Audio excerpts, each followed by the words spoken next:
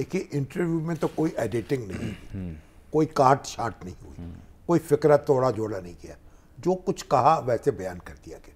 تبصرہ کرنے والے کیونکہ پھر اس سے مین میخ نکال رہے ہیں, بال کی کھال نکال رہے ہیں, اس سے صدر صاحب کا جو ترجمان ہے وہ یہ کہہ رہا ہے, میرا خیال مطلب یہ ہے کہ تبصرہ کرنے والے سیاق سباق سے ہٹ کے بات کر رہے ہیں. تو چلیے اب وہ بتا دیں کوئی تبصرہ ایسا ہو جائے جو سیاق سباق کے اندر ہو.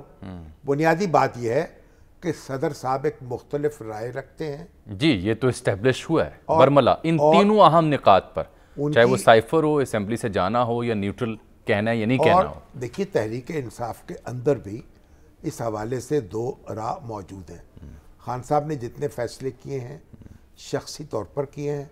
اگر وہ اسمبلی میں موجود رہتے, بہت ایک طاقتور اپوزیشن لیڈر کے طور پر, 2 ووٹ کی اکثریت ہے نا, 2 ووٹ کسی وقت میں ادھر ادھر ہو سکتے تھے, پھر حکومت ان کی بن سکتی تھی, یا نئے انتخابات جو ہیں ان پہ مجبور کیا جا سکتا تھا حکومت کو. انہوں نے اس کی بجائے مشکل راستہ اختیار کیا.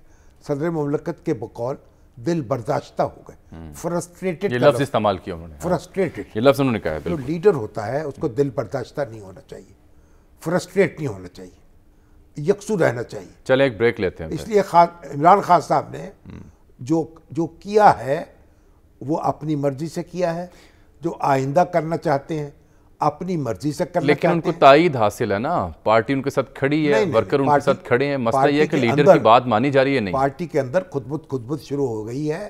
خان صاحب دیکھیں ان کے چہرے پڑھیں, دل پڑھیں, لوگ بہت ان سے اختلاف کر رہے ہیں. ابھی ہاشم ڈوگر بھی استعفیٰ وہ تو ذاتی وجوہات کی بنیاد پر مستعفی ہوئے ہیں. ایک بریک لیتے ہیں. بہت سے لوگ ذاتی وجوہات کی بنیاد پر ادھر ادھر ہو جائیں گے, چلیں خاموش ہو جائیں گے. ایک بریک نہ لے لیں, پھر پہلے ایک بریک لیتے ہیں ناظرین یہاں پر.